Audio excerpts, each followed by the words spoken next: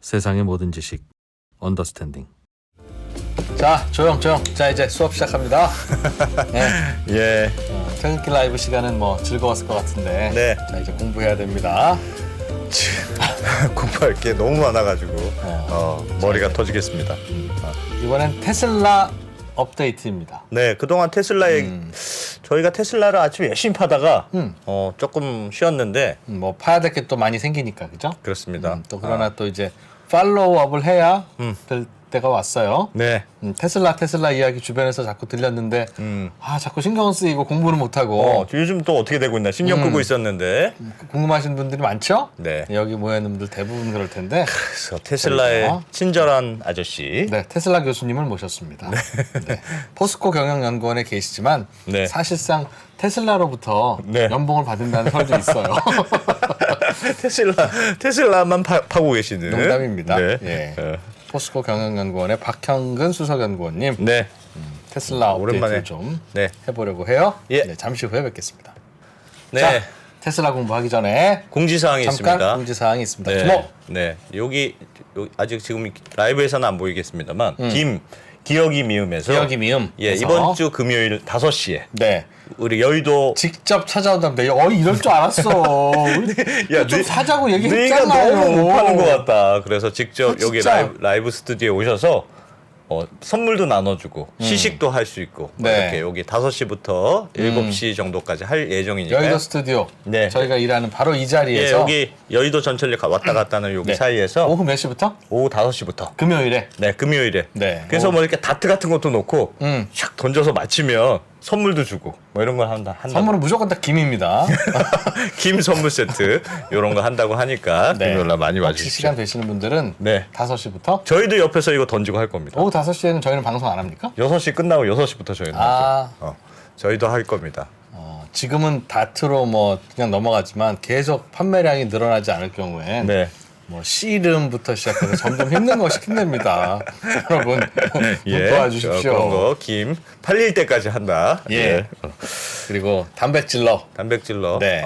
저희가 오늘 한번 배고파서 잠시 먹고 왔는데 이것도 많이 사주셔야 됩니다. 두 가지 공지사항. 뭔가 잘 안 되고 있다면 네. 단백질이 부족한 겁니다. 그렇습니다. 네. 단백질을 일단 먹고 아시잖아요. 시작하시면 됩니다. 다 단백질로 만들어진 겁니다. 네.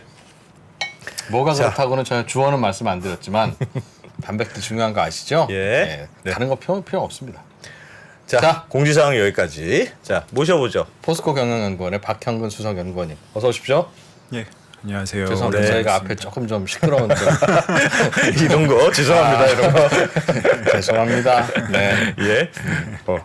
자, 그동안 뭐 테슬라는 하여튼 뭐 말도 많고 탈도 많고 주가도 많이 빠지고 네. 말이 많았는데 그동안 어떻게 좀 쉬시면서 어떻게 보셨습니까? 망하는 줄 알았습니다. 저는. 예. 뭐 저도 지난 연말부터 굉장히 이제 불안한 눈빛으로 좀 쳐다봤는데요. 뭐 예. 역시나 뭐 그 기본적인 펀더멘탈에 있어서는 큰 변화가 없다는 점에서 이제 조금 관심 있으신 분들은 좀 믿음을 갖고 좀 지켜봤던 것 같고요. 잠시 예. 뭐 일론 머스크가 트위터 인수라든가 아니면은 뭐 수요가 꺾였다는 위기설이라든가 이런 게 돌면서 상당히 언론에서 비판적으로 좀 시각을 바라보면서 예.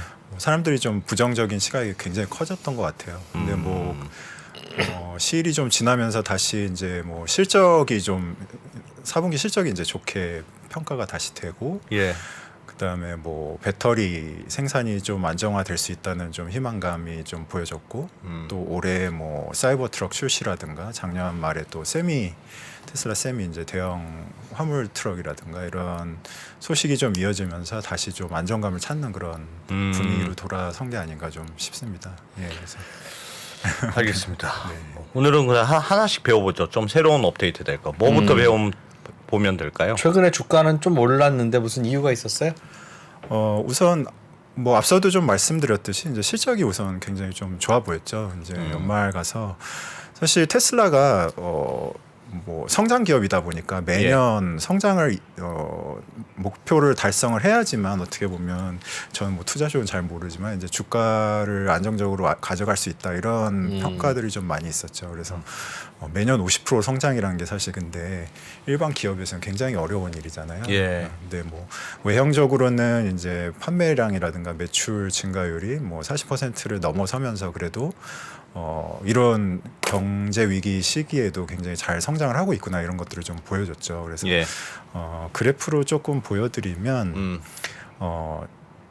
그 작년 같은 경우에 이제 2022년 뭐 우려들이 되게 많았어요. 그러니까 중국 시장에서도 BYD가 워낙 급성장을 하다 보니까 예. 마켓쉐어를 뺏기는 거 아니냐. 그다음에 유럽 시장에서 뭐 폭스바겐 그룹, 아우디 비롯해서 뭐 이제 선도 위치를 뺏기는 거 아니냐. 미국도 이제 어떻게 보면 2023년부터 GM 같은 기업들이 본격적으로 전기차 모델들을 출시하면은 시장 우위를 유지하기 힘들 거다. 뭐 이런 걱정들을 했었는데, 근데 네. 뭐 우려되는 부분도 있었지만 굉장히 나름 선방을 잘 해서 130만 대를 넘겼다. 그래서 사실 글로벌 시장에서 굉장히 그 40% 이상의 그 성장을 했다는 게 기존 완성차 업체들은 사실 뭐 10% 성장도 어렵고 어떤 경우에 마이너스 성장한 경우도 많은데 예. 굉장히 성장을 잘했던 모습들을 좀 보여줬고요. 그다음에 가장 컸던 우려는 이제 그러면은 이렇게 되면은 수요가 꺾인 것이 아니냐. 그런 우려들을 좀 많이 했었죠. 그래서 수요가 꺾인 것이 아니냐 했는데 뭐 매출 성장세를 잘 유지를 했고 게다가 그 이익 부문에서 보시면 오른쪽에 빨간 그래프가 이제 테슬라의 그 영업 마진입니다. 영업 마진율을 보면 지금 뭐 17%까지 계속 상승을 하고 있죠. 와. 저게 요번에 가격 내리기 전이죠. 그 효과도 좀 4분기에는 약간 있죠. 이제 가격 내린 효과까지 있는데 그런 내용들을 봐도 여전히 이제 수익률이 굉장히 다른 기업 대비 높다 이런 걸 좀 보실 수가 있어요. 예. 그 말씀을 참 잘해주셨는데 네. 테슬라가 이제 수요 둔화가 우려되면서 이제 가격 인하를 단행했다 뭐 이런 평가들이 있었어요. 그래서 네. 보시면 사실 그 테슬라는 앞서서도 보셨지만 영업이익률이 굉장히 다른 기업에 비해서 폭이 넓습니다. 그래서 그 가격 그 변동을 잘 그 과거 추이를 좀 보시면 영업이익률을 이제 줄이거나 폭을 넓히거나 하는 그런 추세보다는 상당히 매출하고 비용을 간격을 유지를 하면서 가격 정책을 펴왔다는 걸 좀 보실 수가 있어요. 무슨 얘기냐면, 예. 그러니까 내릴 수 있을 때 내렸다는 말씀입니다. 그러니까 이번 4분기에도 테슬라가 가격을 내릴 수 있었던 거는 거의 뭐 많은 경우에 한 18%까지 하락을 시켰거든요. 예. 그러니까 물론 이제 수요를 그만큼 회복시키기 위해서 그런 정책을 적절한 시점에 좀 펼치기도 했지만 지금 보시면 그 핵심 원료들 그러니까 리튬, 코발트, 니켈 가격들이 상당히 안정화됐습니다. 그러니까 예. 가격을 빼줄 수 있는 그런 여건이 상당히 많이 만들어졌고요. 그 다음에 미국 같은 경우에는 이제 IRA 법안 때문에 그 지원금과 보조금들이 굉장히 예. 많아졌죠. 그래서 소비자 측면에서는 뭐 미국산 차량 같은 경우 7,500불까지 지원을 받고 사실 이제 잘 모르시는 부분들이 있는데 그 킬로와트 시당 사실 셀을 미국 안에서 생산을 하면 킬로와트 시당 35달러. 그 다음에 모듈을 생산할 경우 10달러를 지원을 받아요. 그러니까 사실 킬로와트 시당 45달러를 지원을 받는 겁니다. 그래서 테슬라 같은 경우에 뭐 많이 들어가는 경우에 100킬로와트 시 정도 한 대에 차가 들어가잖아요. 그러면은 4,500불 정도를 미국에서 보조를 받는 거예요. 그러니까 소비자 입장에서는 7,500불의 할인 효과가 있고 원가 절감 측면에서는 테슬라 입장에서는 대당 거의 4,500불, 뭐 적게는 3,300불 이 정도까지도 원가 절감 효과가 생기는 거거든요. 예. 그 부분을 말하자면 어떻게 보면은 할인을 해준 겁니다. 테슬라 입장에서는. 그러니까 이제 원가가 그만큼 줄이더라도 우리가 영업이익 폭을 20%대로 유지할 수 있겠다는 선 안에서 제가 보기에는 이제 할인 폭을 유지를 한 거고요. 그럼에도 불구하고 이제 그래프를 조금 보시면 이게 예. 지난해 3분기 기준으로 그 자동차 대당 프로핏 마진이에요. 보시면은 테슬라 같은 경우에는 왼쪽에 9,574달러가 되겠습니다. 그래서 대당 남기는 수익이 9,500달러가 넘는다는 얘기였어요. 그렇죠. 근데 이제 굉장히 잘한다는 GM이나 토요타 같은 경우에도 이 경우는 지금 전기차만 빼놓고 얘기하는 게 아니라 내연기관을 포함한 겁니다. 네. 자리아 2,000불대 그다음에 토요타도 거의 1,000불대니까 사실 이 기사에서도 테슬라가 토요타에 비해서 대당 수익이 거의 8배 가까이 난다. 뭐 이런 내용을 다뤘었어요. 그러니까 그만큼 수익 격차가 굉장히 크다는 얘기죠. 그러니까 테슬라는 그만큼 시장 안에서 경쟁자들을 어떻게 보면은 압박할 수 있는 마진폭이 굉장히 넓기 때문에 가격 정책을 좀 수월하게 가져갈 수 있다. 상대적으로. 마음만 먹으면 확 내려버릴 수도 그렇죠. 있고. 그러니까 지금 상황이 무섭다. 여러 여건이 2023년도 들어서면서 테슬라 입장에서는 특히 미국 시장에서는 그런 예. 보조금들, 그러니까 7,500불 최대 자국산 자동차에 대한 보조금을 지원을 하고 또 자국 내 생산에 대한 지원금, 아까 말씀드렸듯이 킬로와트 시당 거의 45달러. 그리고 사실 이제 뭐 전극 소재도 생산하면 10% 원가 세제 혜택을 또 줘요. 그러니까 이를테면 전극 소재도 미국 내에서 테슬라가 일부 생산을 이제 빠른 시일 내에 한다고 하면 이제 뭐 텍사스 같은 경우에 네바다나 텍사스에 이제 뭐 리튬 정제 공장들을 짓겠다 뭐 이런 계획들을 갖고 있기 때문에 예. 더 많은 효과들을 가져올 수가 있는 거예요. 그러다 보니까 아까 보셨던 그래프에서처럼 4분기에 엄청난 그 할인폭들을 제공을 하면서 수요를 다시 회복을 했던 거죠. 이렇게 되면 사실 중국 시장에서도 거의 유사한 트렌드로 이런 할인을 하다 보니까 다른 자동차 업체들이 따라가지 않을 수가 없는 거죠. 그래서 미국 시장에서도 포드나 아니면은 GM 같은 경우에도 10% 이상의 할인폭을 지금 제공을 하고 있어요. 근데 사실 내용을 들여다보면 그 전기차에서 수익을 내는 기업이 사실 테슬라 제외하고는 몇 없거든요. 없죠. 굉장히 폭이 좁거나 아니면 거기는 거의 없다고 봐요. 지금 적자인데도 테슬라가 내리니까 같이 내리는. 같이 내려갈 수밖에 없는 거죠. 이렇게 되면 사실 어떻게 보면 하위권에 있는 자동차 업체들은 굉장히 압박을 받을 수밖에 없는 그런 상황이 되어버렸다. 그래서 지금 테슬라가 굉장히 그 시장 안에서 어떻게 보면 굉장히 교란을 일으키면서 본인 파일을 굉장히 네. 강력하게 방어를 하고 있다. 그래서 그런 것들이 시장 평가에서 좀 좋게 이루어졌던 게 아닌가 좀 생각이 들어요. 테슬라가 대당 마진이 대략 어느 정도 나오죠? 즉 아까 보조금보다 좀 더 나오나요? 그러면 보조금이 그렇죠. 아까 보시면은 9,000불대니까 9,000불대 나오는데 네. 네. 보조금은 테슬라만 받는 보조금이 꽤 있는 것 같아서 테슬라만 받는 보조금이라는 게 어떤 걸 말씀하시는 거죠? 뭐 아까 말씀하신 대로 셀당 그렇죠. 받는 뭐 그런 것들. 네네 그렇죠. 그런 거하고 거의 비등하게 가져가는 거죠. 게다가 또 다른 관점에서 바라보실 게 다른 그 완성차 업체들은 아직 딜러십을 이용해서 판매를 하고 있어요. 그러니까 무슨 얘기냐면 마케팅 비용, 광고비라든지 아니면 영업에서 영업사원들이 할인을 제공하고 인센티브를 또 영업사원들한테 예. 줘야 되잖아요. 그러니까 그 그로스 마진으로 보면 폭이 별로 안 벌어집니다. 무슨 얘기냐면 아까 그 경우에는 넷 프로핏이기 때문에 예. 영업 비용까지도 이제 고려를 한 사항이 되겠고요. 사실 영업 비용까지 빼고 보니까 테슬라가 더욱더 이익 수익 차이가 나는 거예요. 무슨 얘기냐면 테슬라는 광고도 하지 않고 그다음에 영업 비용도 들지 않으니까 그 격차가 더 벌어지는 거죠. 그러니까 사실 이제 국내에서도 차값을 왜 이렇게 수산시장 회값이냐 시가로 판매하느냐 이런 비난이 있는데 물론 이제 변동폭이 상당히 큰 게 익숙하지 않을 수도 있고 사실 그것도 이제 완성차 업체의 전략이에요. 왜냐하면 소비자 입장에서 가격 변동폭이 굉장히 크면 브랜드 이미지를 상당히 망칠 수도 있는 거거든요. 근데 네. 테슬라가 그거를 그럼에도 불구하고 감행하는 이유는 우리는 영업 비용 같은 게 없다. 사실 다른 완성차 업체는 정가라는 게 있지만 내용을 보면 정가를 주고 다 사는 건 아니지 않느냐 이런 주장을 할 수 있는 거거든요. 그리고 우리처럼 뭐 원가가 내려간다고 해서 가격을 인하해 주느냐 사실 차값 한 번 올리면 잘 인하가 안 되잖아요. 그러니까 테슬라는 우리는 원가가 내려가면 그만큼 할인폭을 주겠다는 정책이기 때문에 소비자들이 이거에 어떻게 보면 나중에는 익숙해질 수도 있다는 거죠. 2%의 질문은 그거였던 것 같습니다. 네. 보조금이 그러니까 네. 테슬라가 한 대당 한 9,000불 정도 네. 이익을 남는데 거기에서 보조금이- 보조금으로 영향이 얼마나 되느냐. 그런 거죠. 그러니까 네. 지금 미국이 네, 잘 이해했죠? 이 정책을 없애더라도 네. 이런 마진이 테슬라의 유지될 수 있냐. 강한 마진이 유지됩니까 하는 질문.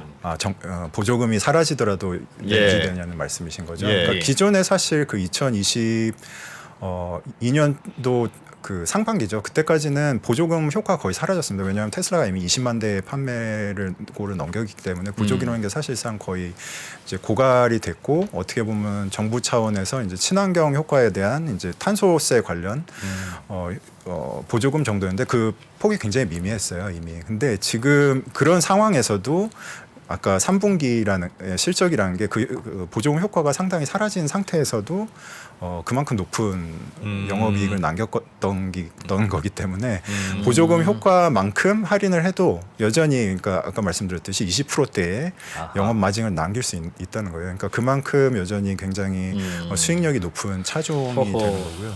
네, 알겠습니다. 제가 잘 답변이 됐는지 네, 모르겠습니다. 네. 그러면 그런 테슬라의 강력한 경쟁력이 네. 그 지난번에도 한번 우리 용규환님께 배웠던 네. 4680 배터리 네, 네. 그거에 영향이 있습니까? 왜 그렇게 많이 남길 수 있느냐 테슬라는. 사실 지금 4680 배터리가 제대로 양산에 돌입이 안 됐죠. 이제 예. 뭐 뉴스 보신 분들은 알겠지만 최근에서야 이제 파일럿이 어느 정도 본궤도 올랐다 이런 뉴스가 나면서 사실 좋은 평가를 받았던 거거든요. 네.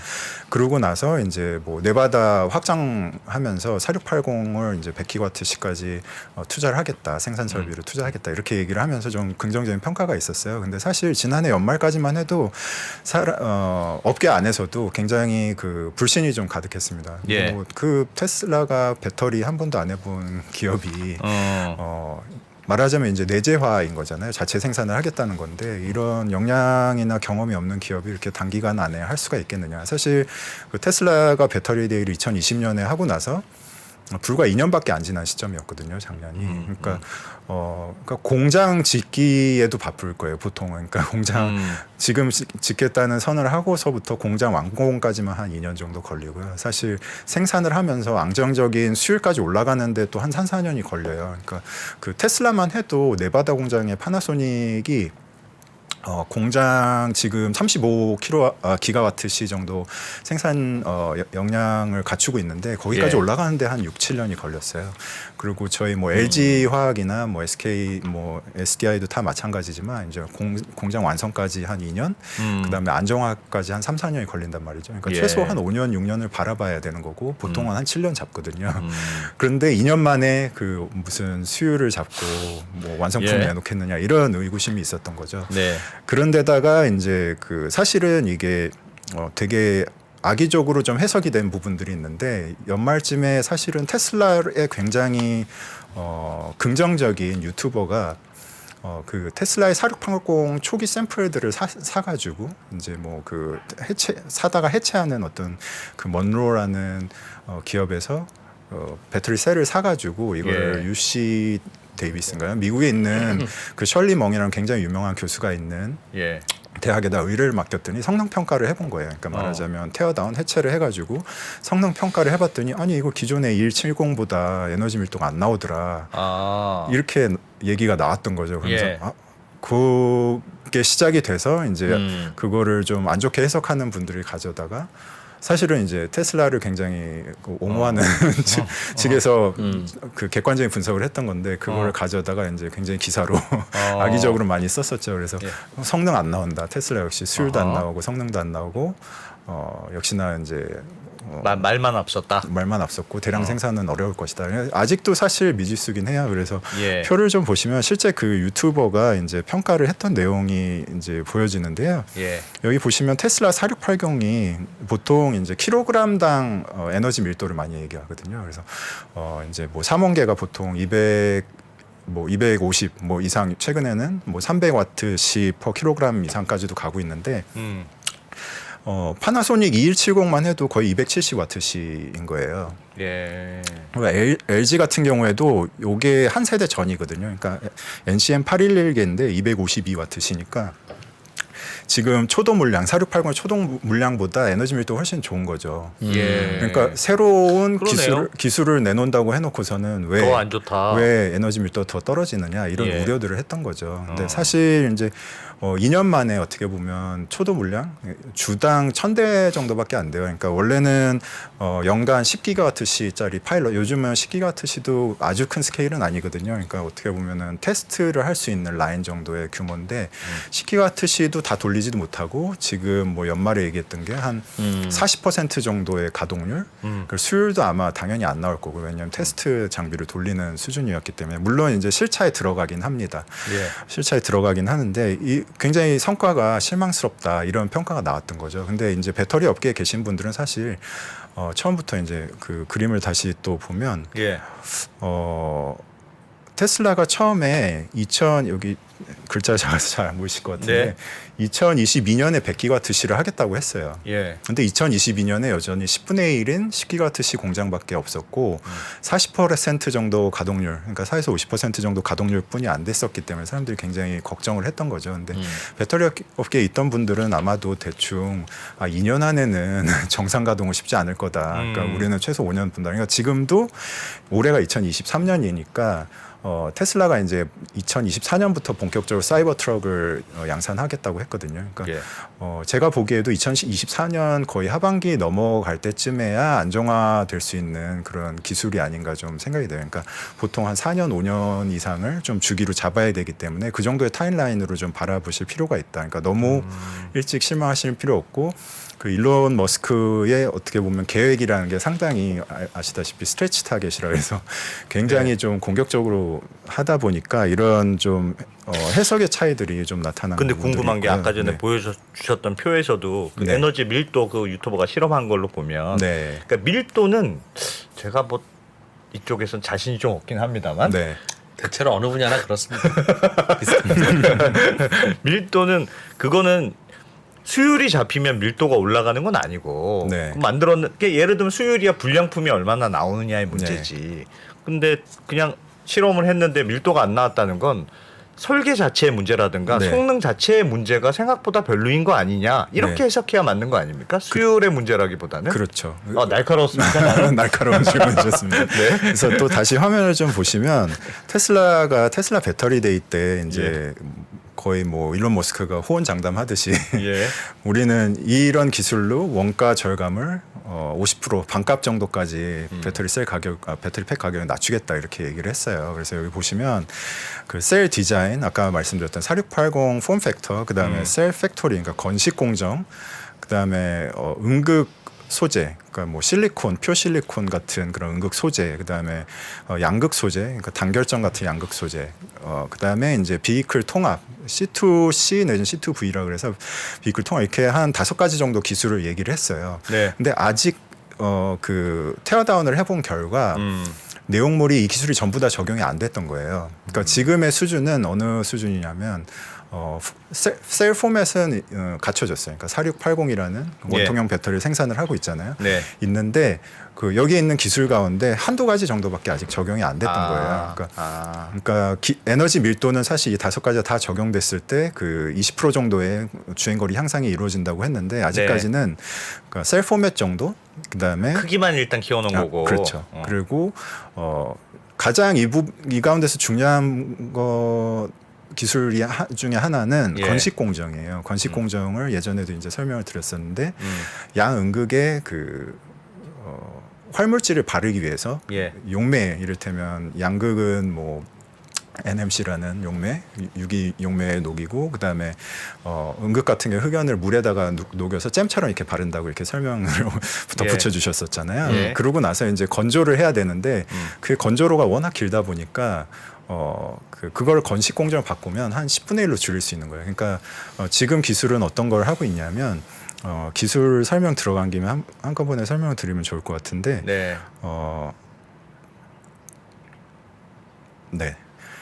건식 공정이라는 것은 결국에는 음극재에다가 그 말하자면 용매에 넣지 않고 예. 그냥 파우더 상태에서 롤러로 돌리면서 이렇게 꾹꾹 누르면서 열을 가하면 녹아서 서로 엉겨 붙는 거예요. 그러니까 떡 떡을 말하자면 뽑아내듯이 예. 그 쌀가루를 넣고 약간의 뭐 말하자면 본드 바인더라 해서 본드 종류를 넣어가지고 이렇게 꾹꾹 열을 가해서 누르면 이게 예.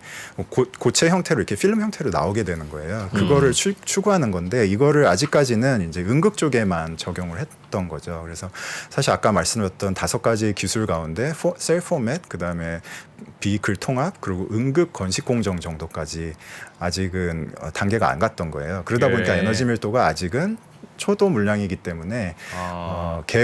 설계됐던 스펙보다는 굉장히 낮게 지금 나오고 있는 거고 앞으로 사실 이 기술들이 얼마나 적용될지는 그것도 의문이 많아요. 왜냐하면 건식 공정 자체도 우리나라 기업들이 2차 전지 소재 굉장히 잘하잖아요. 예. 우리 뭐 LG나 SK, 삼성 다 모두 다 건식 공정 하고 싶어 하거든요. 누구나. 근데 굉장히 오래 연구됐던 기술이지만 상용화가 쉽지 않았습니다. 그래서 이게 완성이 될지 안 될지에 대해서도 아직 의문인 거예요.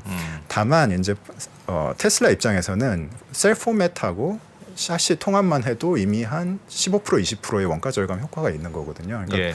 에너지 밀도가 다소 떨어지더라도 그 팩 레벨에서는 또 사실 기존의 차량들하고 크게 차이가 없거든요. 아까 244와트시 정도지만 팩으로 가면 한 160와트시 정도 돼요. 킬로그램당. 그러면 예. 지금의 그 3원계 차량 이를테면 뭐 G사의 뭐 대표 차종을 보더라도 그 정도 팩 레벨에서는 한 160와트시 per 킬로그램 정도 되거든요. 그러면은 판매하는데 전혀 문제가 없는 거예요. 그러니까 지금도 싣고 있는 거고 기대했던 성능보다는 아직 낮지만 원가 절감 효과는 그만큼 누리고 있다. 그래서 커졌기 때문에 일단. 네. 그래서 게다가 이제 그 뭐 포맷하고 그다음에 샤시 통합도 했지만 그 탭리스라 그래서 제가 이렇게 그 전극을 잘게 잘라서 예. 탭을 이제 웰딩하는 걸 없애고 그냥 바로 뚜껑에 붙인다고 했었잖아요. 예, 그 예, 정도까지는 효과가 있고 그다음에 굉장히 넓은 면적으로 그 활물질을 발라놨기 때문에 충방전 효과라든가 아니면 파워 출력이라든가 이런 거는 효과를 볼 수 있는 거예요. 그렇기 때문에 에너지 밀도가 다소 아직까지는 떨어지더라도 충분한 원가 절감 효과와 그다음에 다른 면에서 장점들은 가져가고 있다. 이렇게 예. 좀 보여지는 거예요. 예. 그러면 테슬라가 이거를 다 할 수 있겠느냐? 그거는 이제 사실 지켜봐야죠. 지켜봐야 되는데 지금 그 테어다운 분해에서 좀 결과물들을 보면 좀 예. 어디까지 됐는지 좀 보면요. 그림에 보시면 우선 양극을 보면 양극은 이제 건식 공정은 적용이 안 됐다고 나왔고요. 양극이 더 어렵습니까? 양극이 더 어려운 기술로 보여요. 왜냐하면 건식 공정에다가 그 단결정화도 해야 되고 니켈도 더 넣어야 되는 그런 굉장히 많은 기술들을 적용을 해야 되기 때문에 아직까지 조금 더 시간이 소요되는 걸로 보이고요. 특히나 이제 건식 공정을 적용을 하려면 기존의 건식 공정을 빼고는 다 가능하거든요. 그러니까 단결정 기술도 어느 정도 개발이 돼 있고 뭐 하이니켈 당연히 돼 있고요. 그다음에 뭐 다른 기술들은 돼 있는데 건식 공정 때문에 조금 더 시간이 걸리는 걸로 보여요. 그래서 여기 보시면 하겠다고 한 그 기술 중에 사실상 그 적용된 게 양극 쪽은 거의 없어요. 아직은. 게다가 기존의 LG 제품보다도 니켈이 하이니켈도 아니고 코발트도 더 높은 함량이 들어가 있어요. 뭐냐면 코발트를 사실 낮추려고 계속 노력을 하고 하이니켈로 가려고 하고 있는데 네. 그 기술이 아직 적용이 못 됐단 말이에요. 그러니까 이거는 건식 공정을 시도하기 위해서 굉장히 아직도 기술적으로는 허들을 넘지 못한 상태가 아닌가 이런 상황이 좀 예상이 되는 거고요. 예. 응급 쪽에서도 사실 건식 공정은 적용을 했지만 저희가 실리콘 첨가제도 얘기를 드렸었던 것 같아요. 그러니까 예. 실리콘을 지금 한 7% 넣고 있는데 그 정도 실리콘을 넣게 되면 게다가 건식 공정이면 에너지 밀도가 굉장히 크게 올라갈 거거든요. 근데 실리콘도 아직 적용이 안 됐다. 뭐 이런 정도의 진도에 와 있다고 보여져요. 그렇다고 하면 이제 네. 테슬라 입장에서는 이제 10기가와트시 지구 40% 정도 가동률을 했는데 최근에 그 네바다에 투자를 하겠다는 계획을 좀 발표를 했어요. 보시면 기가 네바다가 이제 말하자면 기가 팩토리 1이었는데 초창기에 이런 멋진 공장 조감도를 보였었어요. 근데 실제로 지금 현 상태는 이렇게 기역자에 다소 굉장히 예. 덜 지어진 모습의 이런 공장의 결과물이거든요. 그래서 예. 여기 보시면 이제 그 완성차 만드는 라인이 있고 이쪽이 이제 파나소닉이 배터리를 생산하는 설비인데 예. 이거를 확장하겠다고 발표를 했어요. 그러면서 여기다 뭘 집어넣냐면 4680 셀 배터리를 만들겠다고 공장 증설 계획을 발표를 했습니다. 그래서 36억 달러를 투자해서 셀 공장하고 그다음에 그 테슬라 세미 대형 화물 트럭 있죠. 화물 트럭. 예. 를 이제 본격 생산하겠다. 그래서 대형 화물 트럭 같은 경우에는 저희가 2024년도 이제 내년도 말쯤이면 5만 대 양산 체계를 갖추겠다 이렇게 발표를 했었고, 그러니까 불과 사실 한 2년 안에 이런 것들 다 이루어야 되는 거고요. 4680 배터리 셀도 보시면 아까 그 지금 파나소닉이 2170 셀을 네바다에서 생산하고 있는데 아까 기억자에 굉장히 큰 면적을 차지하고 있었잖아요. 지금 완성차 그 라인보다 더 컸었거든요. 근데 이게 35기가와트신데요. 훨씬 작은 면적에 거의 절반 수준의 면적에 지금 4680 공장에서 100기가와트시를 하겠다고 하거든요. 그러니까 면적은 거의 절반에 가까운데 생산량은 거의 3배 가까이 하겠다는 거예요. 그러니까 이런 데서 좀 의문점이 들죠. 아, 테슬라는 분명히 건식 공정 아까 10분의 1로 그 공정을 줄일 수 있다는 건식 공정을 반드시 가져가려고 하는구나 이런 걸 좀 해석을 할 수가 있고 보면 면적이 작으니까 그러니까 건식 공정을 반드시 하겠다 아니면은 가능성을 엿봤다고 좀 아까 보여지는 전에 거고요. 건식 공정 하려면 이게 길게 말려야 되는데 길게 말리는 과정을 생략했다고 했으니까 작은 면적에서도 하려고 생각하는 걸 보면 다 건식으로 바꾸려고 추정할 수 있다. 그런 걸 목표로 하고 있지 않나 싶습니다. 그래서 초기에는 물론 이제 100기가와트 시라는 게 처음부터 짠 하고 이렇게 만들어지지는 않겠죠. 그러니까 증설을 하면서 뭔가 건식 공정이 중간에 완성되면 대체를 하긴 할 텐데 100기가와트 시 가는 과정 안에서 건식 공정 분명히 적용하려고 하는구나. 그러니까 뭔가 가능성을 엿봤거나 아니면 지금 어떤 기술까지 우리가 넣을 것인가를 결정을 해야 되는 상황이었을 거거든요. 그런 상황이 되지 않았나 좀 싶고. 그리고 테슬라는 공장을 이렇게 테트리스 맞추듯이 꼭 이렇게 딱 붙여서 기억을 하고 나머지 빈 공간에 맞춰서 이렇게 짓네요. 그러니까 이게 그 뭐 물류 흐름을 굉장히 수월하게 하기 위해서 굉장히 반도체 칩처럼 집적도를 높이는 그런 설계들을 하고 있는 거고. 사실 이제 그러면 4680 배터리를 테슬라에서 생산을 하면 우리 기업들은 어떡하냐. 사실 그 LG 엔솔이라든가 뭐 저희 국내 기업들도 테슬라향 배터리를 굉장히 생산하고 싶어 하잖아요. 그래서 이미 사실은 상하이 공장에 납품을 하고 있죠. LG 엔솔의 한 20% 정도는 테슬라향 배터리예요. 그러니까 테슬라가 성장을 해야 사실 LG 엔솔도 납품처가 늘어나는 거거든요. 그래서 지금 이미 상당히 많은 논의가 되고 있죠. 그래서 4680 셀을 이미 오창 공장에서 하기로 했고 지금 추가로 논의되고 있는 거는 이제 LFP 배터리 저희가 계속 얘기를 했었는데요.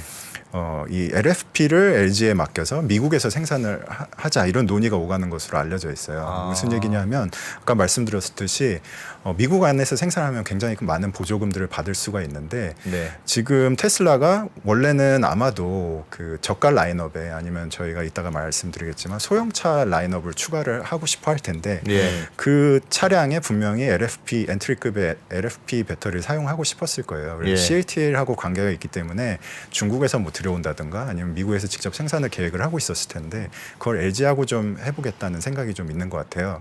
그러니까 여전히 테슬라는 본인들이 자체 생산을 함에도 불구하고 아직까지는 기술 완성이 다 되지 않았기 때문에 아까 말씀드렸듯이 폼팩터만 가져가도 그런 원가 절감 효과나 성능 향상 효과가 있기 때문에 LG에 맡기더라도 건식으로 안 해도 된다는 거죠. 그러니까 습식으로 해도 되고 아까 뭐 멀티탭 같은 그 태블릿 같은 게 굉장히 어렵다 그러면 이제 탭을 한 5개 정도 파나소닉은 그렇게 하기로 했거든요. 그러니까 파나소닉에도 주고 LG에도 주겠다는 계획이 4680 셀 계획이 결국에는 기존 기술을 갖고 해도 된다. 그것만 해도 원가 절감 효과가 충분히 있기 때문에 그래서 그렇게 초기에 물량을 가져올 것으로 보이고요. 테슬라는 그 시간을 벌면서 제가 보기에는 2, 3년 뒤에 이제 건식 공정, 뭐 실리콘 응급제, 단결정 이런 것들을 차례차례 시간을 벌면서 좀 적용을 하지 않을까 그런 생각이 들어요. 그래서 그걸 하다가 예를 들면 연구원님 그 기술이 다 모자라서 일단 되는 데까지만 해보자 하고 그 라인 다 깔았어요. 그랬다가 중간에 야 이것도 이제 개발됐네 라인 좀 바꾸 이렇게도 가능합니까 그런 게? 원래 이렇게 하려고 그랬어요? 원래? 업그레이드. 원래 계획은 이게 아니었죠. 원래 계획은 아마 그러니까 굉장히 스트레치 타겟은 뭐였을 거냐면 테슬라 세미부터 4680 셀을 얹고 싶었을 거예요. 그렇기 때문에 타임라인은 2022년으로 잡았을 건데 역시나 테슬라도 이제 시행착오를 겪는 거죠.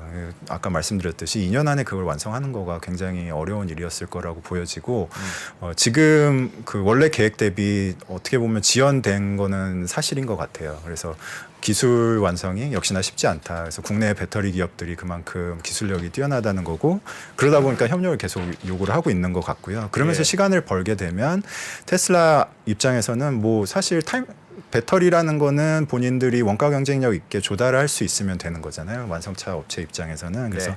시간을 벌면서 뭐 기타 배터리 업체에서 공급을 초기 물량은 어느 정도 뭐 가져가고 자체 생산도 이제 램프업을 점점 하겠죠. 그 시간을 예. 다만 벌면서 초기 계획보다는 이제 늦춰졌지만 그렇게 가져가는 게 아닌가 싶고요. 그래서 2024년부터 사이버 트럭 얘기로 이제 자연스럽게 넘어갈 수 있을 것 같은데 사이버 네. 트럭 같은 경우에도 2023년에는 대량 생산하기가 어렵다고 테슬라 스스로 얘기를 했어요. 그러니까 예. 일론 머스크가 2023년에는 아마 적은 양이 생산될 거다. 그래서 올해? 그래서 사이버 트럭 같은 경우에 지금 예약 대기만 170만 대 정도 된다 그래요. 그러니까 엄청 예. 기대를 안고 있는 차종인데 벌써 굉장히 지연이 됐거든요. 그래서 희망을 꺾지 않기 위해서 계속 이제 얘기를 하고 있는데 아마도 2023년 중에는 폭발적인 물량이 나오진 않을 거다. 왜냐하면 4680 배터리를 싣고 싶을 텐데 4680 배터리는 우선은 지금은 아마도 프리먼트 공장에서 그 파일럿에서 나올 거기 때문에 뭐 10기가 많이 돌렸을 때 10기와트 수준의 생산이 되지 않을까 싶고 예. 하반기 넘어가든 내년이 되든 그러면은 뭐 LG라든가 아니면은 파나소닉에서 공급하기 시작할 거기 때문에 그 타임라인은 대충 2024년으로 보고 있는 것 같아요. 내년. 네. 이걸 왜 직접 만들려고 했었어요? 4680을 테슬라가? 테슬라 이제 그 완성차 업체 입장에서는 원가의 40% 가까이 차지하는 이 배터리에 대해서 통제권을 갖고 싶을 거예요, 당연히. 왜냐하면 지금도 내연기관 차를 보시면 엔진이 핵심이잖아요. 예. 엔진이 핵심이기 때문에 엔진에 대해서는 완성차사가 절대 다른데 외주를 주려고 하거나 하청을 잘 주지 않아요. 그러니까 본인들이 예. 그 기술을 가져가려고 해요. 뭐 생산을 외주 맡기거나 아니면 기술을 가져올 수는 있어도 핵심 기술에 대해서는 보유를 하면서 자동차에 대한 어떤 기술 주도권을 가져가는 거죠. 그러면서 어떻게 보면은 그 벤더들을 통제할 수 있는 그런 네. 협상력을 좀 가져가는 거거든요. 지금은 배터리가 너무나 핵심이 돼버렸어요. 지금 시대가 제가 보기에도 2030년 될 때까지는 최소한 배터리 업체가 절대 갑이에요. 왜냐하면 공급량이 부족하고 사실 생산자는 많이 늘고 그 투자도 많이 늘었지만 네. 지금도 불안정하기 때문에 깨지는 그런 조인트 벤처라든가 이런 것들이 생긴단 말이죠. 그러니까 공급이 굉장히 불안정하기 때문에 안정적인 파트너를 가져가지 않으면 협상 우위를 가져가기가 힘들어요. 그러니까 테슬라 입장에서는 되도록이면 파일을 외부에 의존하는 파일을 줄이고 싶은 거죠. 핵심 부품이잖아요, 배터리가. 그러니까 스스로 본인이 이걸 가져가고 싶었을 거고 궁극에는 그 대다수를 본인이 직접 생산했을 때 차량에서 얻을 수 있는 어떤 원가 경쟁력이 더욱더 배가가 될 수 있겠죠. 예. 그렇기 때문에 그런 전략을 취했던 게 아닌가 싶습니다. 그런데 그게 아직 완성이 안 되고 있으면 네. 그럼에도 불구하고 다른 자동차 회사들 대비 테슬라에 네. 그 프리미엄을 줄 수 있는 거는 어떤 부분이에요? 이제 지금까지도 이제 아직까지도 그 플랫폼 자체가 원가 경쟁력이 유지가 되고 있어요. 보면 아까 말씀드렸듯이 이제 20% 이상의 수익력을 가지고 있는데 다른 완성차 업체는 뭐 내연기관조차도 자리야 10% 넘고 대부분 전기차는 아마 10% 이하거나 마이너스인 경우가 많을 겁니다.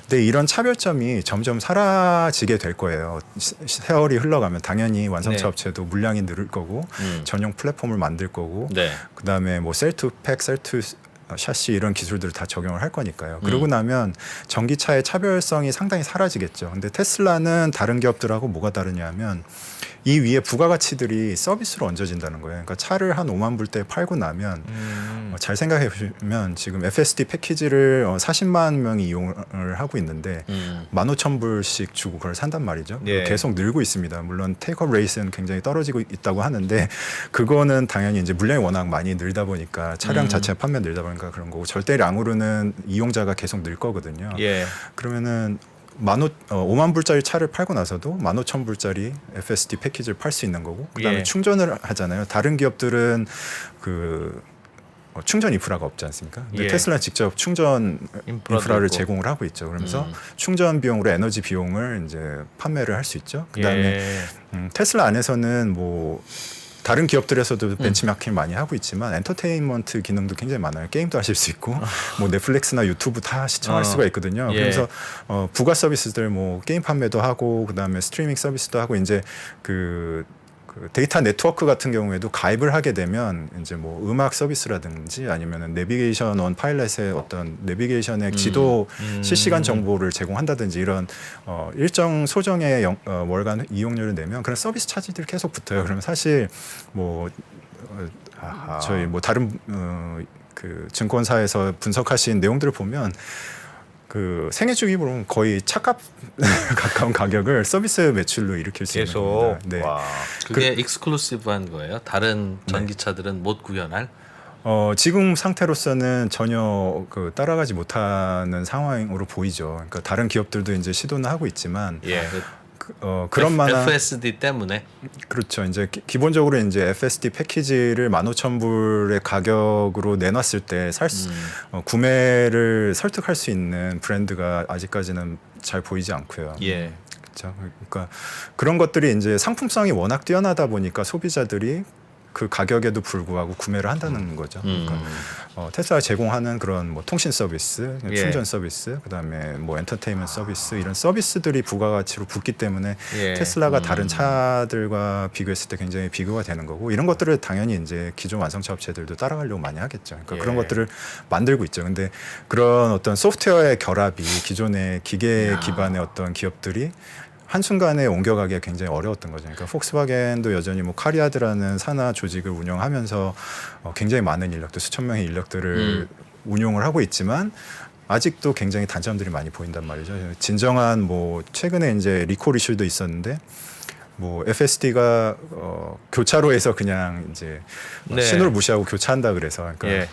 아 그래? 그럼 리콜 대상인데 위험할 사람을 위험하게 해서 사고도 없었고 사실 비용도 제로였거든요. 그냥 무선으로 업데이트를 하고 해결이 되는 그런 상황이었기 때문에 이런 것들을 과연 기존 완성차 업체들이 누가 해낼 수 있느냐 지금 보면 사실 잘 안 보인다는 거죠. 그러니까 그런 것들이 여전히 상당한 기간 동안 테슬라의 경쟁력으로 작용을 하지 않을까 좀 생각이 테슬라 듭니다. 그러니까 프린터만 팔고 네. 그 안에 카트리지 계속 팔아먹는 것처럼 전기차 그렇죠. 한 대 팔면 나머지 소프트웨어를 계속 살 수밖에 없다 여기 한 번 들어왔으니까. 맞습니다. 그러니까 그런 하드웨어를 팔고 사실 요즘은 그 프린터 자체는 싼데 네. 잉크가 굉장히 비싸잖아요. 예. 이를테면 로봇도 뭐 로봇은 싼데 로봇의 소모품 굉장히 비싸. 이런 예. 수익 모델들이 굉장히 많거든요. 그러니까 이런 서비스에서 굉장히 강력한 수익 창출이 가능하다는 거죠. 그리고 사실 하드웨어 대비 그런 서비스는 투입 비용이 상대적으로 굉장히 적거든요. 그러니까 그런 걸 생각하면 예. 그 영업 마진은 계속 올라가는 형태로 가지 않을까 좀 생각이 듭니다. 그래서 알겠습니다. 네.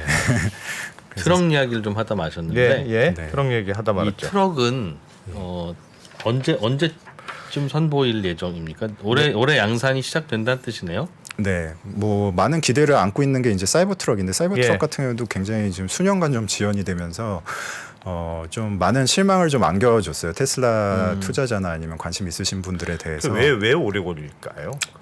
이게 좀 기술적으로 상당히 어려운 면이 좀 우선 있습니다. 일단은 예. 뭐 4680 배터리를 싣고 싶었을 거라는 생각이 들고요. 그러니까 지금 플랫폼 자체도 저희가 뭐 기가 프레스 이런 거 저희가 공부했었잖아요. 예. 그러니까 그런 하나로 찍어내는 플랫폼 안에 배터리도 이제 기왕이면은 다음 세대 배터리를 싣고 싶었을 것이고 그다음에 사이버 트럭 보시면 이 차체가 엑소스켈레톤이라 그래서 외형이 스테인레스 강판입니다. 그래서 저렇게 생겼어요? 네.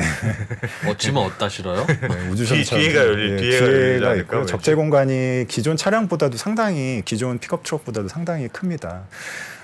그래서 이런 차종을 우선 왜 냈느냐부터 궁금하실 텐데 예. 저희 우리나라는 보통 선호하는 차종이 세단이잖아요. 예. 세단이고 그리고 최근에 SUV가 이제 굉장히 인기를 얻고 있는데 미국 같은 경우에는 픽업 트럭 시장이 굉장히 큽니다. 뒤에 뭐 그래서 항상 싣고 다녀야 되죠. 예. 네, 그래서 뭐 가장 잘 알려진 픽업 트럭이 이제 잘 아시는 F150이라고 그래서 예. 최근에 이제 전기차로 내놓기도 했는데 네.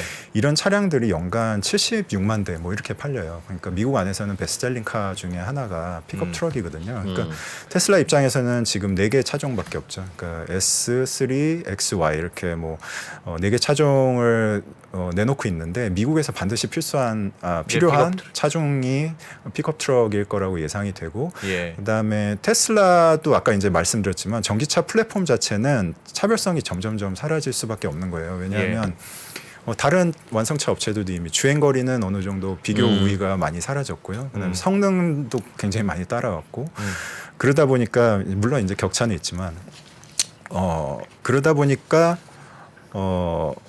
더 다양한 차종으로 포트폴리오를 늘리지 않으면 판매량을 늘리기 어려운 거예요. 그러니까 이미 테슬라 모델 S나 X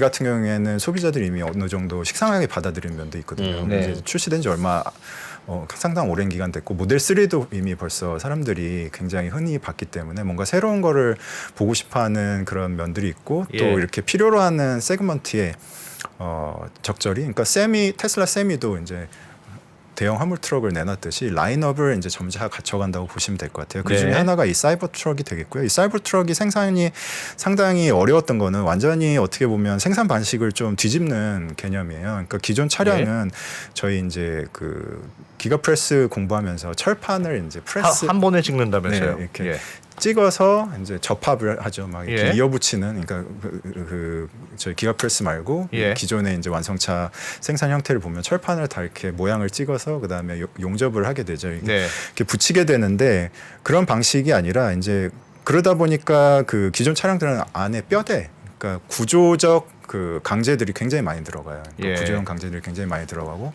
뼈대의 비중이 굉장히 많이 차지합니다. 그러다 보니까 이제 차 안쪽으로 말하자면 뼈를 구성하는 공간이 굉장히 많이 차지하게 되죠.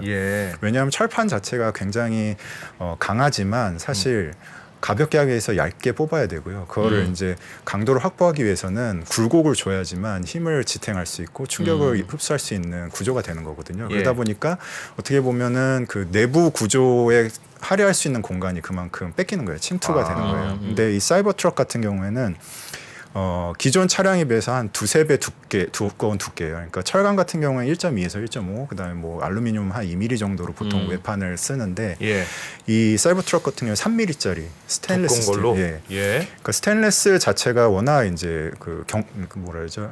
리지티, 그러니까 굉장히 스티프하다 그러는데 잘 꺾이지 않고 가공이 어려워요.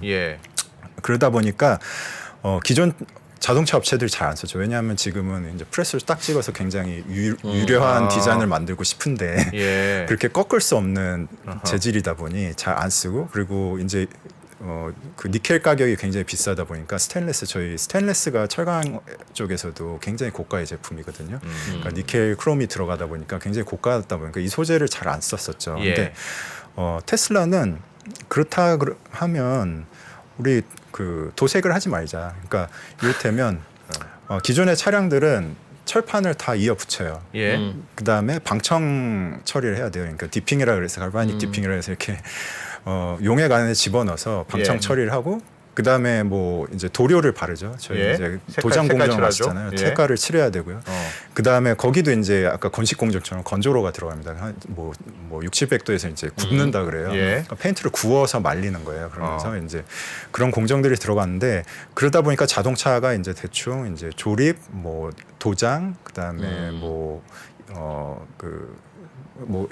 단계별로 있다 그러면 이제 도장 공정이 굉장히 에너지 소모적이고 물 소모가 많아요. 그러니까 전체 공정에서 물 소모 한 70% 되고 에너지 소모는 거의 30-40%를 차지한단 말이죠. 그러니까 페인트 하느라고 물 뿌리고 그다음에 건조하느라고 에너지 쓰고 그러면서 굉장히 비효율적인 공정이 되는데 그럼 이거를 빼보자 그 생각을 했던 거죠. 마침 테슬라가 뭘 합니까? 스페이스 X라는 이제 스테인리스 스틸 로켓을 쓰는 소재를 쓰고 있어요. 근데 야 이거 우리 스페이스 X 쓰는데 물량이 안 나오니까 단가가 안 떨어져. 그러면 같은 재질로 차를 만들어 보면 어떨까 이런 생각을 했던 거죠. 그러니까 300개 스테인리스 스틸을 로켓의 바디로 쓰는데 이거를 만약에 같은 소재를 차량에 써서 대량 생산을 한다 그러면 이 철강 가격을 낮출 수 있을 거 아니야. 그럼 우리 스페이스X도 낮아지고 차에도 소재를 쓸 수 있다면 좋겠다 이 생각을 했던 거죠. 그래서 이 사이버 트럭이 나온 겁니다. 그래서 사이버 트럭은 도장을 하지 않아요. 그러니까 에너지나 물 절감이 굉장히 큰 효과로 그럼 있는 보통 거고. 차는 막 빨간색, 까만색 막 네. 고르잖아요. 네, 네. 사이버 트럭은 네. 다 똑같은 저색입니까? 그렇죠. 그러다 보니까 예. 이 픽업 트럭 사이버색이구나. 픽업 트럭에 딱 어울렸던 거예요. 왜냐하면 예. 픽업 트럭은 막 그 오프로드에서 막 타고 다니는 거잖아요. 네, 그러니까 네. 이게 도장 벗겨지고 뭐 이런 거에 예민하지 않은 거예요. 그러니까 스테인리스 스틸 같은 경우에도 이제 헤어핀이라 해서 이런 스크래치 문양 같은 걸 좀 넣거든요. 예. 얘는 그러니까 뭐 흙에 묻거나 뭐 조금 찌그러지거나 긁히거나 해도 멋이 있는 거예요. 그냥 그 굉장히 그 레어하다 그러죠. 이제 나판에 가까운 건데 네. 스테인리스. 거기서 제조 원가를 많이 낮췄군요. 네. 와. 그런 거를 구상을 했던 거죠. 근데 예. 해보니까 이 사이버 트럭 모양이 이렇게 굉장히 어떻게 보면 처음 해봤을 때 우스꽝스럽죠. 저도 아니 뭐 이런 초현실적인 차를 네, 네. 양산을 한다고 그런 생각을 했을 거예요. 근데 예. 이 스테인리스 강판 자체가 워낙 그 아까 스티프하다 그랬잖아요. 잘 예, 꺾이지가 단단해, 않아요. 단단해요. 그러니까 저렇게 접으려면은 레이저로 일부 깎아내야 돼요. 그러니까 접을 면을 절곡을 한다 그러는데 깎아내고 그 다음에 접는 거예요. 예. 그 접을 구간을 얇게 만들어서. 어. 그리고 이 용접도 굉장히 어렵습니다. 지금 저는 굉장히 사이버 트럭이 어떻게 생산될지에 지금 굉장히 관심이 많은데 용접이 철강 어렵구나. 업체 입장에서는 스테인리스 용접하면은 일정하게 이 용접이 잘 안 돼요. 그러니까 이거를 예. 어떻게 해결했는지 잘 모르겠습니다. 그래서 그래서 것들이- 저게 디자인도 그래서 이렇게 유연하지가 네. 않고 네. 뻣뻣한 겁니까? 저렇게 네. 직선으로? 그러니까 어떻게 보면 소재의 한계로 인해서 디자인의 한계가 생겼는데 그걸 굉장히 멋지게 해결을 한 거예요. 그러니까 이렇게 접어서 그러니까 뭐 깍두기처럼 네, 접어서. 형상을 넣을 수가 없으니까 접어서 이어 붙여서 이렇게 만들다 보니까 이런 형상이 나온 거고 예.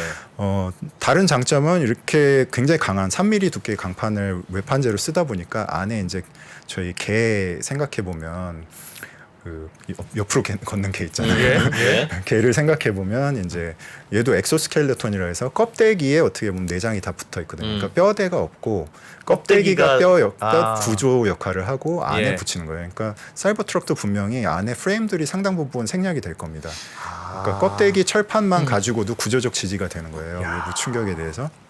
그래서 구조적 지지를 갖게 되면 인테리어를 굉장히 넓게 쓸 수 있는 거죠. 그러다 안에가 껍데기가 곧 골격이고. 네, 그렇죠. 그래서 껍데기에 뭔가 그 말하자면 내장재들을 붙일 수가 있는 거죠. 그래서 그런 야, 자연을 연구를 예, 많이 했네. 예, 뼈대 테슬라가. 자체가 사라지고 그러니까 예. 그런 시도를 하다 보니까 개발 기간이 굉장히 오래 걸렸을 거예요. 제 생각에는 이 스테인리스 강판을 가지고 이런 제품 개발하는 자체도 굉장히 어렵을 것이고 그 안에 디자인 개념도 사실 기존에 하던 게 아니잖아요. 그러니까 프레임 위에다가 뭐 의자를 얹고 이런 게 아니라 갑자기 껍데기에다가 의자를 얹어야 되고 그러네요. 뭐 모터를 얹어야 되고 하니까 이 사실 그 껍데기는 굉장히 단단하지만 안에는 여전히 기존 소재들을 많이 사용하게 될 건데 예. 그 이종 소재 간 접합 문제도 굉장히 있을 거고 아까 말씀드렸지만 단순 용접으로 잘 해결이 안 될 거란 말이죠. 왜 용접이 어렵습니까? 그거는? 뭐 저도 그 부분까지는 잘 모르겠는데 이제 예. 과거 경험해 보면 예. 저도 이제 자동차 쪽에 있었으니까 스테인리스 뭐 배관 같은 거를 이제 용접을 해보면 철강처럼 용접 품질이 고르게 나오질 않아요. 울퉁불퉁하게. 네, 울퉁불퉁하게 나오고 굉장히 뭐 더 특별한 기술을 써야지만 용접 자체를 고르게 할 수가 있어요. 그래서 저는 이 사이버 트럭이 어떻게 접합이 될지가 다른 소재들이나 부품들과 어떻게 체결이 될지가 굉장히 궁금합니다. 그래서 굉장히 단단한 차를 만들고 어떻게 보면 픽업 트럭에서는 굉장히 필요로 하는 상품성을 가지게 된 거잖아요. 심지어 유리는 그 뭐라죠 블랙프루프 그러니까 방탄 유리를 써가지고 예. 굉장히 그 프레젠테이션 때 웃기는 상황이 연출됐던 게 이제 쇠 공을 던졌더니 깨졌잖아요. 근데 이제 지금은 안 깨지게 예. 다 보완이 됐을 겁니다. 그래서 예. 방탄 유리에다가 굉장히 탄탄한 껍데기를 가진 픽업 트럭이라는 상품성을 가지고 이제 시장에 도전을 하는 거죠. 저렇게 단단해야 돼요, 픽업 트럭은? 그렇게 단단할 필요가 있습니까? 사실 이제 터프니스라 그러죠. 이제 굉장히 그 예. 오프로드에서 다니면 이제 남성미를 좀 강조하는 차잖아요. 픽업 예. 트럭이라는 게. 그러다 보니까 그게 상품성으로 작용을 할 수는 있을 것 같아요. 근데 사실 필요치보다 아마 더 뭔가 그 설계값이 높을 거예요. 왜 그러냐면 결국엔 스테인리스 철강제를 사용을 하기 위해서 어떻게 보면 이 시작이 됐던 거라고 생각이 돼요. 저는. 그러니까 스페이스X하고도 같이 뭔가 철강 가격을 낮출 수 있고 공급량을 충분히 확보할 수 있는 그런 소재를 선택을 했을 거고 그게 상품성으로 굉장히 연결이 이 시장 안에서 먹히는 거죠. 그러니까 도장도 안 해도 되니까 에너지나 페인트 절감도 되고 그러면서도 이제 뭐 스크래치나 외부 충격에 굉장히 강하니까 소비자 입장에서는 픽업 트럭을 선호하는 사람들의 취향에 굉장히 맞는 거죠. 왜냐하면은 이 픽업 트럭 시장에서도 계속 가벼운 소재, 그러니까 연비 규제도 받고 그다음에 적재 중량도 그러니까 차가 가벼워야 더 많이 실을 수 있거든요. 그러니까 적재 한계가 있기 때문에 법규상으로 이제 적재 한계치가 있기 때문에 그 차를 가볍게 만들어야 된다 보니까 계속 가벼운 소재로 갔어요. 그래서 심지어 뭐 F150 같은 경우는 풀 바디를 알루미늄을 만들었어요. 프레임만 빼고는. 알루미늄을 만들었더니 트럭 베드에다가 이제 뒤에 적재 공간에다가 짐을 막 돌을 막 던지고 막 그럴 거 아니에요. 짐을 막 싣고 했더니 막 찌그러지는 거예요. 그래서 소비자 입장에서 이런 거 이거 좀 단점인데 그래서 막 카본 막 커버 씌우고 막 이런 이상한 일들이 벌어진단 말이죠. 근데 스테인리스 스틸이면 뭐 사실 스크래치 나도 멋있네 이렇게 볼 수도 있는 거고 사실 잘 찌그러지지도 않을 거고. 그러니까 굉장히 장점들이 픽업 트럭 시장에서는 작용할 만한 요소들을 많이 갖추고 있는.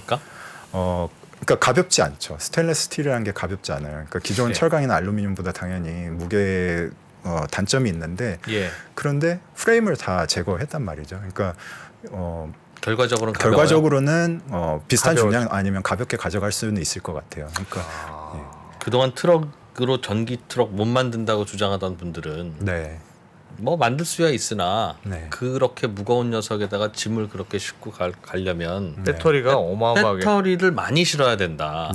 근데 트럭이 짐 실어야지 배터리 실으면 되겠냐. 그러니까 짐 많이 실으면 배터리도 많이 실고 배터리 많이 실으면 짐 실을 데 없고 그 악순환에서 트럭은 못 만들 거다. 그래서 많은 분들이 그렇다고 경유 트럭을 계속 인류가 사용하면 환경오염 되니까 그래서 수소 트럭 만들어야 된다. 수소가 트럭에서는 유일한 대안이다.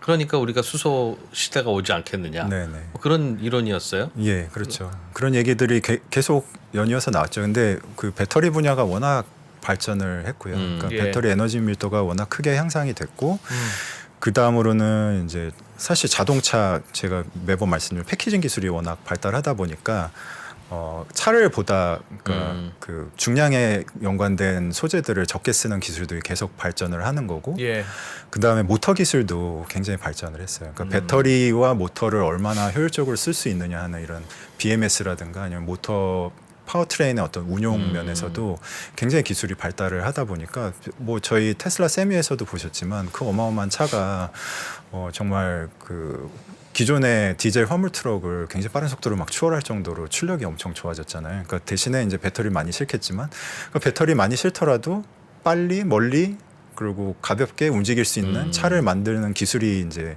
어느 정도 정점에 다다른 거죠. 그래서 이 사이버 트럭 같은 경우에도 기존에 사이버 트럭이 지금 굉장한 경쟁자들을 마주해야 돼요. 왜냐하면 이미 2, 3년 전부터 이 픽업 트럭 시장도 전기차들이 이미 진입을 시작했습니다. 그래서 포드 아까 F150이 베스트셀링 카라 그랬는데 라이트닝이 굉장히 잘 팔리기 시작했죠. 그래서 뭐 15,000대 정도 수준이지만 아직까지는 굉장히 상품성이 뛰어난 차란 말이죠. 가격도 훨씬 쌀 거예요. 사이버 트럭보다는. 이런 차랑 경쟁해야 되고 그다음에 GM에서도 험머 EV라 그래서 어마어마한 차를 내놨죠. 그래서 4톤짜리지만 그 뭐 1억 한 4, 5천 하는 차입니다.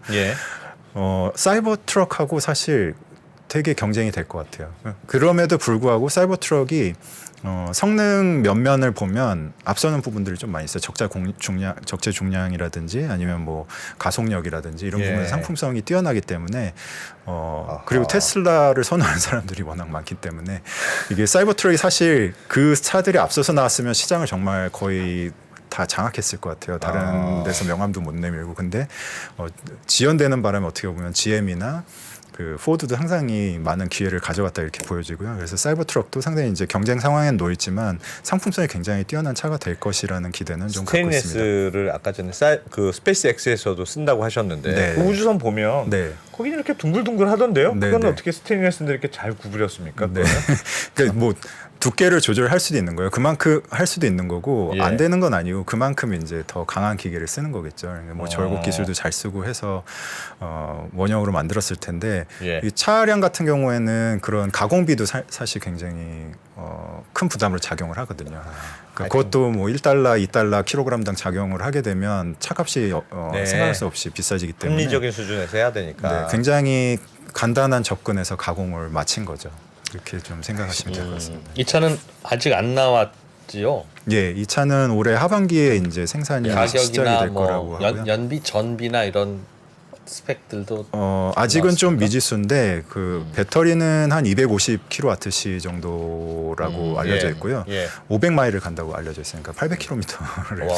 갈 수 있다고 하고요. 그다음에 뭐 가속력도 뭐 트라이모터라 해서 모터 3개 단 거. 그러니까 예. 테슬라 세미처럼 3개를 단 경우에는 뭐 3초대에 제로 100 그러니까 100km까지 이게 보통 지금 굉장히 빠른 고급 세단에서 나오는 그런 속도거든요. 그런 정도의 알겠습니다. 뛰어난 상품성을 갖고 있습니다. 1분만 쉬었다가 그럴까요? 네. 네. 1분만 쉬었다가 음. 마저 이 얘기를 들어보겠습니다.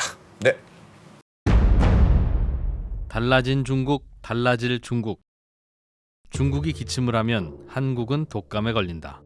최근 중국은 지난 10년보다 더 빠르게 변하고 있습니다. 이런 변화를 주도하고 있는 중국 정부. 그들의 계획을 우리는 얼마나 알고 있을까요?